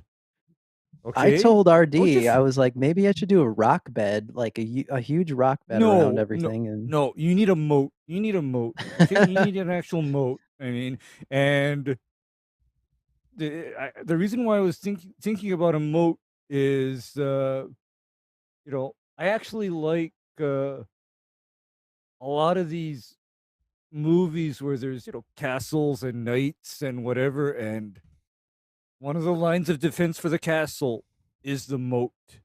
And by the way, moats, you think, what? It's just water? Yeah. In medieval times, no. The moat is where they emptied their chamber pot. No, listen, like I remember seeing like the diagrams. I had this. That's where like you would shit and it would fall out there, and it would go down there. And in the case of the moat around the Bermuda, I would fill that son bitch up with straight fusillade. Okay, he's gonna have a fucking pond liner in there, and he's just gonna go out there with oh god, just vats and vats of SureGuard SC, fusillade, like just dumped in fusillade. Just a tanker full of fusillade. Just empty the valve. Just pour it right down there. Because I will say this, I could totally, out of all the people on this chat, RK is up there, but I would say Matt. I wish this was a burn and return topic because I could totally see Matt having hitting the lottery and having a pad somewhere that has a moat with a drawbridge around it. Matt seems like a drawbridge kind of guy. RK kind of seems like a drawbridge kind of guy. Like I do have a good bridge. Lay the drawbridge down to get into the property. I may not have a drawbridge. I would have a canoe, and you had to risk your life to enter my property. It was like maybe Trail, two holes in the canoe, and you gotta fucking get it if you're gonna make it. You gotta caulk the wagon and ford the fucking river, and your oxen might die, like that kind of shit. Dysentery, gotcha. Sorry. I mean, yeah. No, I legit have a good bridge. It's everybody that comes out there, the first thing they do is stop right at the road and say, "Is this okay to go over? It doesn't look very safe." I'm like, "Yeah, it's good." So I had an 18-wheeler over it. It's all good.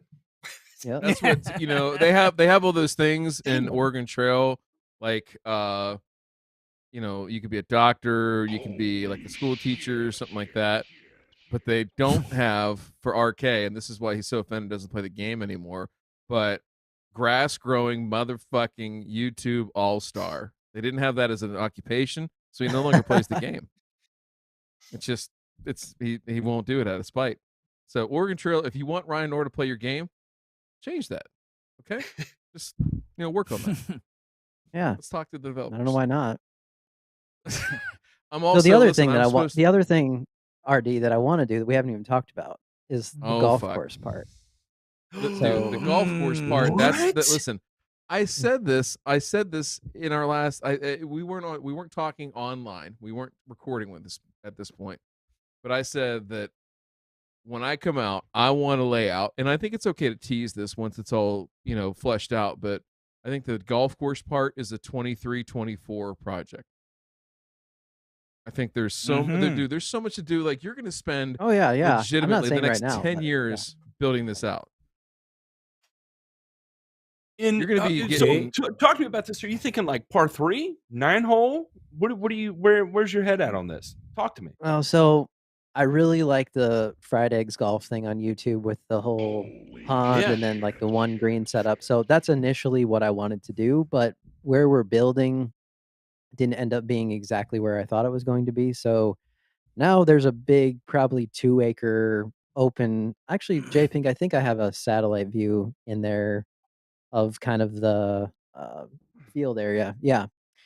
So if you look really closely there, where that patch of trees is on the far south side, I'm thinking about putting a green on the north side of that. And then there would be enough room for tee boxes like up and down that field area at various distances. And then that's also closer to my irrigation source and all of that stuff. So yeah, we'll see how that goes, but that's my idea. I think so. I'm picturing. I got to see the property, but I'm picturing like 3 or 4 greens, and then like 8, 9 tees crisscrossing through there. There's actually, I saw a golf course designer tweet out a picture the other day where somebody had like an acre and a half, and they literally built, I think it was 4 greens and 10 tees in this space, and they had 9 holes they could play from and an alternate. It was pretty cool. So I think that would be fun as hell. Holy shit! I'm about to ban Sean. People. I'm going to ban Sean, ban Lushy, ban Dan, ban J-Pink. Everybody's going to get banned. Jesse, go fuck yourself. You'll get banned too. Oh, look, wait.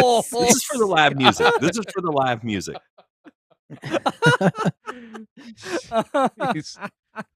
I can get behind that. Yeah. Jesse's just paying us that sponsorship and retainer money back. I mean, that's all that is. Someday when we get pinched and we got to go to court, he's gonna be like, "Listen, remember that $99 I gave you as a donation? I need that back.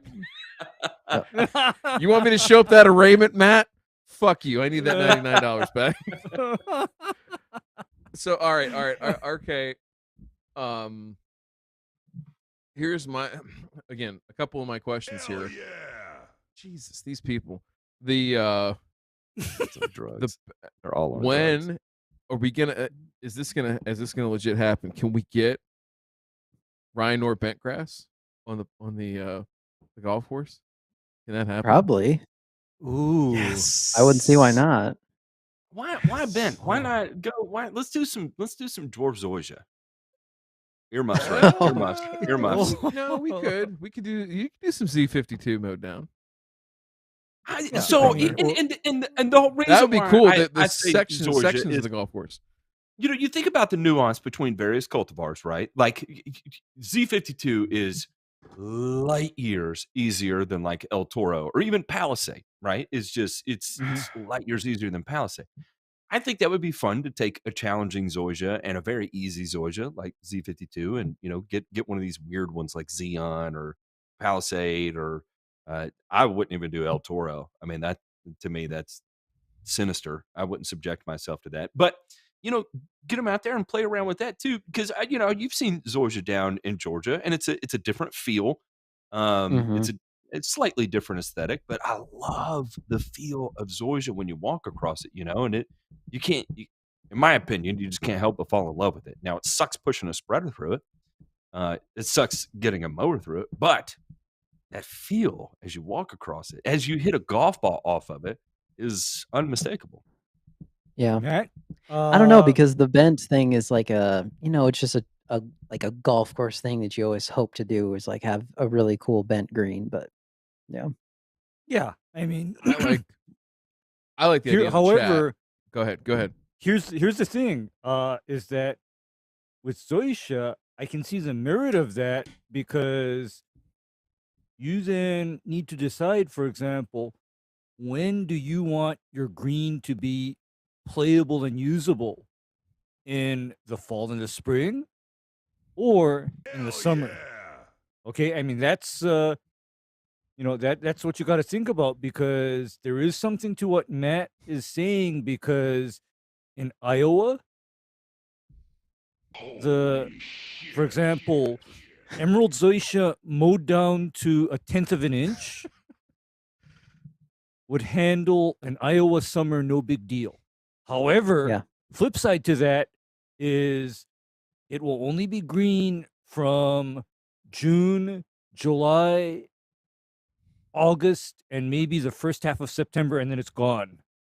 That's the Mhm. only flip side to having Zoysia in Iowa. However, what I would give to have Zoysia be dormant 8 months of the year, I would love that. This is true. Okay, That's the I would ultimate love that. STFU. Yeah, that's the ultimate STFU. I mean, no PGR is required, right? No PGR is required because I'm about to put my lawns on STFU, this month. It's going down. Ryan, talk to me, Nor, talk to me about as far as growth regulators. I know you play around with T-Nex and stuff. Do you have plans to venture into the world of a new or any combining of active ingredients there to try and really get weird on the level of suppression you're undergoing? Yeah, I would think so. I would think I'm gonna probably venture into whatever is necessary in order for me to handle all this stuff too. That's one of the things.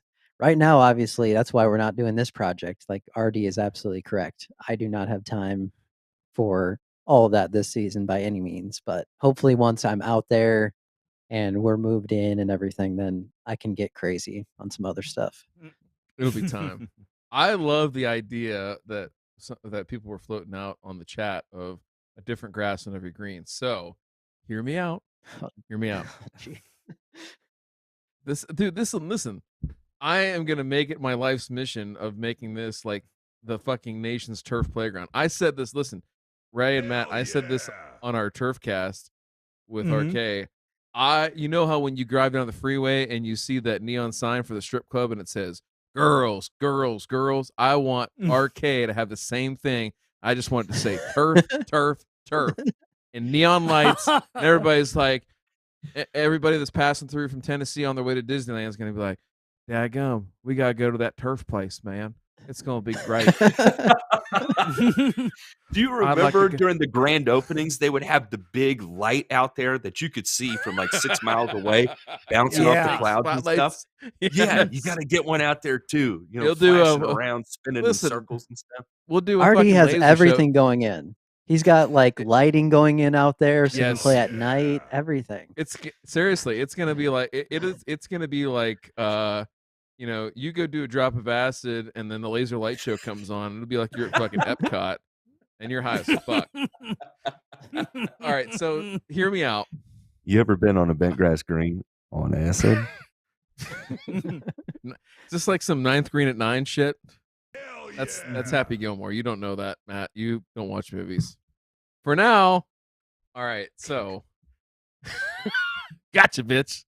All right. So, I'm thinking. Here's what I'm thinking. We get a bent grass green. That's easy, no problem. We got that covered. We get a POA green, and we will get the sod shipped in from Colin Boyd Sod, which is over just across the border from where I grew up on the Ohio PA border. And they get aerification plugs from Oakmont, which is probably some of the best POA greens in the country, probably the world. And they get aerification plugs and they grow a nursery green and they sell that sod out. So we will get sod shipped in there from there. So we have Oakmont POA sod. And then we'll do a fine fescue green. And then finally, we're going to do a Tahoma 31 green because you can mow that down to 1/8 of an inch and it's actually very playable. There's a couple golf courses in Arkansas that are doing that right now. So 4 greens, 4 different grasses. We're going to make it happen. And it's going to be amazing. Dead serious. We're going to make this happen. Actually, you need a fifth green. You What do do you need a fifth. We can do a fifth. We No. can do Zoysia. We can do Zoysia like we're in Japan Yeah. because Ray, they will have that. Seriously, in Japan, it's very I know common to about- have two greens know right next about to each that. other. One is bent, and then right next to it is a Zoysia green that they plant on the summertime. Yeah, and Absolutely. you know what? And just because Ryan's in Iowa, Yeah. I would have no hesitations about him doing like an emerald zoysia green. I mean, Yeah, I agree. just because an emerald zoysia green, but okay, here's the thing. That green needs to be surrounded by a Pilex moat. Just saying, okay? Just saying. Somewhere the BASF rep just jizzed when he heard that. Yeah. No, and somebody Ray, said, can we talk to you about an early order program?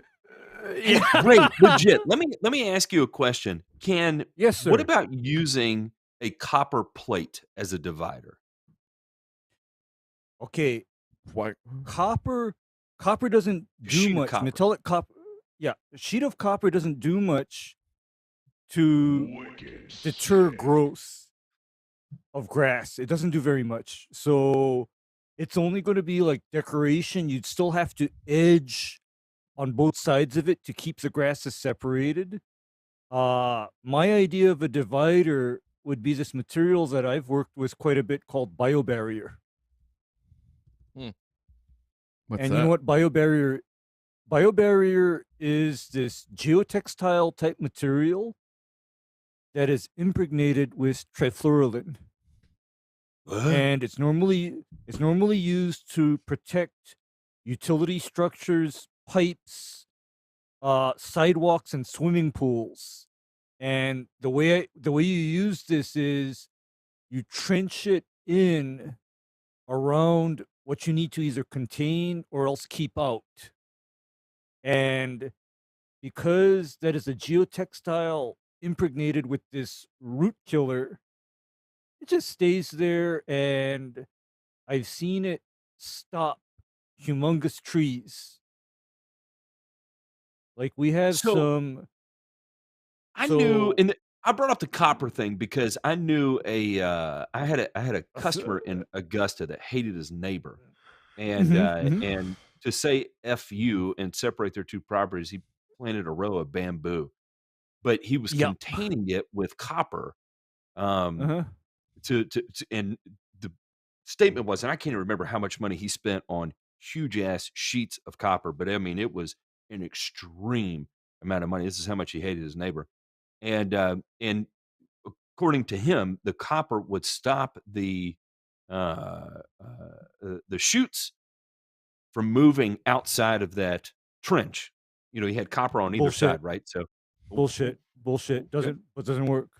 Doesn't work because metallic copper is not very soluble in the soil, even. So sure, yeah. So the thing is that it wouldn't necessarily act how you think. On the other hand, if I wanted to keep bamboo in its place, GeoRipper followed by an install of that 18-inch biobarrier material. That's how I do it. Yeah. So, you know, because again, I've used that material to protect, for example, irrigation valve boxes. I think we're just surround the valve box with biobarrier. You know, that's. I think we're just gonna go out there with concrete curb it off, curb and gutter. Yeah. Ryan, talk to me about building your place out there. Are you the general contractor and you're gonna sub out individual things to people? Are you gonna attempt to do any of it yourself? What's that look like? What's the timeline on it look like? Okay. We have actually, I met another YouTuber around here about 15 minutes from where I live right now a couple years ago. And I don't really remember exactly how that happened, but I helped him put in a lawn out at his place out in the country is about 2 acres, something like that. And he's a post frame builder. That's what he does for a living now. So that's who's going to be doing the initial part of the structure. We're going to be filming everything, doing the whole 9 yards, like, following everything like that. And then we're hopefully going to get it to about drywall or so as far as the interior. And then we will probably finish the rest of it, like, just do the painting, do all the trim work, do whatever needs to be done after that. And we just had our trusses delivered last week. We are waiting on, we had to order windows a while ago, but they're not going to be here until May, June-ish. And he doesn't want to start too much of the structure part until we have those, so he can put those in and then get the metal on and not have to tear anything off to put it back together. So Is it going to be wood hopefully framed or steel? it will be wood. Wood. Wood. Yeah. So Wood. my parents are building one in Navarre Beach right now, and where they were, it was easier for them and about the same price to get steel as it was to get wood. And this is back when they bought it, and so my dad is an engineer, and being that close to the coast, his number. There are people in this world that are averse to risk, and then there are people in this world that embrace risk. I am so far to the extreme of embracing risk. My Really? dad is the exact opposite, right? So if he's going to build something next to the water, it's not just going to be a steel structure. It's going to have rebar that runs 136 feet into the ground, and that's what attaches the roof to the structure, right? So it's not just going to be hurricane proof. It's going to be the hurricane proof kind of sort of thing, right? There's And a fucking helicopter shot. Everything else is destroyed, and there's the Martin household. There's my dad. Hey, Your dad's out in the you fucking know back what? porch sipping Mai Tais with his power on. You know what? Well, I I told get you. it. I told them, and nobody listened to me. And here we Yeah, are. No, I get it. Okay, I get it because I lived through 2 hurricanes. Okay, Yeah. I lived through 2, Ray, and you and my dad would get along so well. Y'all are both ornery as true. hell, very risk averse, and y'all I'm would just seeing really hit it off. I'm just seeing Papa Martin being out there sipping his Mai Tai saying, like, motherfuckers, this Cat 5's got 9 lives, bitch. exactly. I mean, exactly. I mean, that's just what. Yeah, at least he knows, because you see, stupid or foolish would be if Papa Martin put up a quaint little wooden plantation shack out there in Navarre Beach, and the next big one rolls in and everything's flat. That would be foolish. I mean, because basically that happened to us here in Hawaii. A lot of wooden shacks, nice plantation shacks, were all sent skyward into the neighbor's property.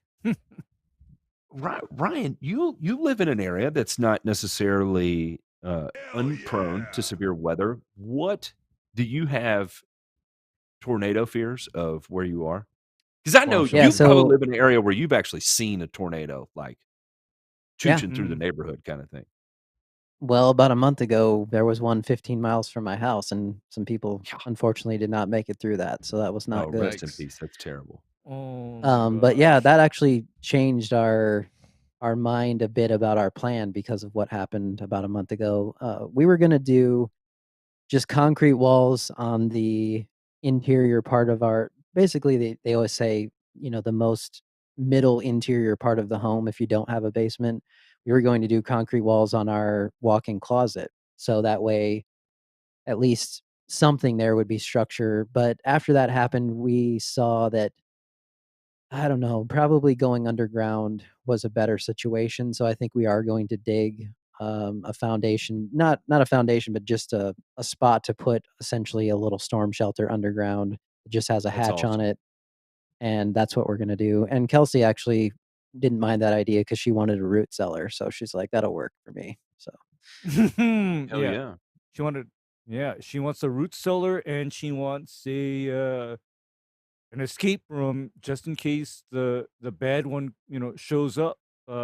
Smart. I mean, then again, if I were in Tornado Alley, I personally would have my entire living area underground and not above ground. Yeah. Okay. That's why we have a lot of basements. I mean, that's going to be one change for me. I grew up with basements, obviously, in Minnesota too, and I really like being in the basement here. It's where I go hang out at night, and it's just my cave. It's dark down there. I just sit with my TV, and you can't see anything because there's no windows really. And so that it will be something different for me for sure. I do like that, but it just got to the point of cost wise, and especially with a large structure like we're doing, just so much easier to do a different situation for the storm shelter, and the rest of it's just slab. So Yeah. I believe we had Moscow mules in your basement. Am I recalling that correctly? In a we copper did. cup. In a copper cup. Oh, We were Matt not came here in deterring. January, and he almost died because of how God. cold it was. It was horrific. Boys, listen. yeah, you had to saw out Matt. I get it. You had to saw him out. Yeah, Mhm. it was less than 0 degrees, like, and the sun was out. That was what the most bizarre thing to me was, you're in the lobby downstairs and you're like, oh man, it looks all right out here. I'm gonna step out. So what the fuck, man? Like painfully cold. It was the most deceiving experience with cold I think I've ever had, because it was beautiful outside, aside from the fact that it was less than 0. I'll never forget that, Matt, because there's two distinct things that I remember of it. One is you walking down, you just got out of the airport doors and you were like walking to my car, and I can see you just like, motherfucker, this is like, crazy. And then you get in, and then later on when we were at my house, you were like, I just have one question. Why is the snow not melting? And I was like, because it will stay here until like the spring. And you're like, I don't understand this concept. And we were driving go to that bar, and you're like, are these road conditions safe for you to be driving like this? It seems like What I'm like, a yeah. pussy. What a pussy. It's for real. Look, it never occurred to me that the temperature does not exist above freezing for extended periods, for months at a time. And so the snow never melts. Yeah. When we get snow here, right? I get snow. I get 4 inches of snow here, and 24 to 48 hours later, it's gone, and you don't see it again until the next snow event. I go up there, and there's mountains. I live in the mountains. There's mountains of snow along the side of the road, and you're looking at it, and you're like, that's not the structure of a hill. That's literally just a giant pile of snow. The fuck's it doing there? Like, why is that there? When is it going to melt? You're like, no. It's not going to melt until the spring. I'm like, that's not fair. That's disgusting. Why would you subject yourself to that? I think you're crazy. I wouldn't do it. Ray's right though. It's good in some ways. It's very good in some ways. He knows when you don't have winter what will happen. Hey, yeah, because I've got winter. For me, I have winter. Fuck your winter. I've got get winter. Out of here. Well, you don't. If you're going 3 months without being above freezing for more than hours at a time, that's not winter. That's the fucking Arctic. You're in the tundra at that point. You might as well be in Siberia. The Eskimos, the Inuit would like to disagree. Do you even need a fucking refrigerator at that point? Can you? I mean, No, sometimes we do. I was going to say your meat outside year round. That's what I was going to say. Yeah, That's the best part. Is you stick a fucking you buy your beer, sit it outside. Yep. Oh, that's that's great. Because I can just imagine you guys. I mean, you like crush your beer can into the snow and just let it refrigerate in there. I mean, that's I could see that, and for me, I would just let that steak refrigerate in the snow. No big deal. I mean, that's on the other hand, yeah, it's nice. Yeah, because for me, the rare day is if the sun is out and I'm not dying, okay? If the sun's out and I'm not dying, I mean, those days here in Hawaii come around maybe a handful of times per year and maybe not at all. This year, by the way, was not one of those years. I didn't have a 50-degree day here. I didn't. Wait, I didn't get that low, is what you're saying? No, a 50-degree What's it? high. Oh, let's see this. All-time lowest temperature In Honolulu, yeah. in Honolulu. I gotta see this. This is gonna be so stupid. RK and I are gonna laugh. Yeah. All right, RK, are you ready for this? Yeah. 52 degrees is the all-time lowest temperature in Honolulu, January 20th, 1969. I think that's Okay. socially acceptable. I approve of that temperature. I think that's phenomenal. Who would want to Well, live at but here's- anything less than that?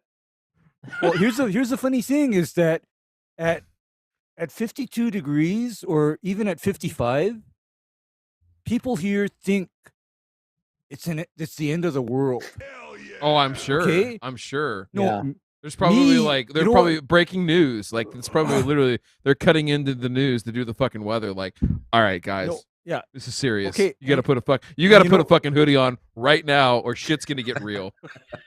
Okay, because for me, you know what? Guess what? I'm gonna be the asshole that's walking around in my shirt sleeves. Okay, I'm gonna be walking Okay. around because by the way, it was in the 50s in the daytime in what was that in Louisville and in Knoxville. Mhm. I never wore a jacket. Never. That It's feels because you're good. it's because you're a baller. Now listen, I've just been informed. I've been informed by our illustrious producer. I'm getting a note here. The all-time lowest temperature at the Des Moines International Airport was negative 26 degrees Fahrenheit on February 3rd, 1996.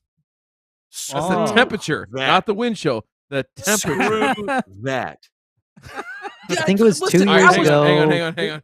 Hang on. 2 years Let's do ago or this. so, I think it was Lowest all-time- negative with the wind, negative 48 or so in January, and I went outside and I was like, it Oh, doesn't listen feel to that this. much different than. Matt Martin, the coldest temperature in Knoxville, Tennessee ever recorded, January 21st, 1985, negative 24 Fahrenheit in Knoxville. I would. You That's live in crazy. Canada. Listen, if it occurs Fuck soon, you. if it occurs soon, I'll go play in the middle of I-40. I'll tell you right now. I will army crawl from one end of I-40 to the other, and may the best man win. And I'll tell you right now, those trucks are a hell of a lot bigger than I. Well, Matt, I was going to say that you could go visit your parents, but I saw that Sean said in the chat that Navarre is the Canada of the South. So It's okay. Navarre is an area that still experiences 4 seasons for Florida, right? You know, it's up there near Alabama kind of sort of deal, and it's probably one of the few places in Florida left where you can buy land and still be on the coast, right? And real close to Pensacola and near the what is it, Eglin Air Force Base is out there and stuff. So that kind of area. But I totally would. Let me tell you right now, I would. I think they have 4 days a year at 32 degrees. So they do experience dormancy when it goes into grass. But I mean, 4 days a year, I can tolerate that. I can get by. Minus 24 degrees, you can go to hell. I would rather be sat on fire than have to hang out in minus 24 degree weather. it doesn't. It's not that. I mean, you just get Yeah. bundled up for it, and you don't feel it really. No, It's I true. do feel it. I feel it in every joint, every bone, every muscle I have. Matt, I'm you telling might you, not. Ryan, I feel it. No, you might not. Not this year. You might not. Co-sign my bullshit, Ray. No, you might not, because here's what I've noticed. This past, quote unquote winter, the cold bothers me even less now. Yeah, it bothers me even less. I mean, however, what I'm having a problem with is that 80 degrees is now too hot for me. Definitely too hot for me. Yeah. All right, boys, let's wrap this up. Let's head to the show after the show. Ryan, thank you for coming on. For those of you that want to show some support to Ryan, go check out Lawn Supply Company. We have worked on this for a long time. This is a completely novel chelation method that's going to be effective in low pH soils, of course, because it's readily soluble, and as well as high pH soils. Again, Reed will be throwing up some pictures soon that I sent him that didn't quite make it onto the website, but demonstrating that at a pH of 11.92 for 24 hours still remained in perfect solubility. Again, novel chelation method, novel iron product in a soluble powder. You get 2 1-pound packages for a delivered price of like $34.99 or something, and that of course supports Ryan and also supports us at Bernobo, of course, too. Demay, Ray, get us off of here, and then Ryan, I want you to have the final thoughts. Yeah.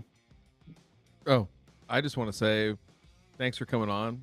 Like I said, it's this is one of my favorite ones because it's everybody is a good friend, and so it's always fun to chat. And I personally cannot fucking wait for this after show because let me tell you what, I am here for no other reason this week than to turn everybody's anxiety level up to an 11 very quickly and keep it there for an extended period of time.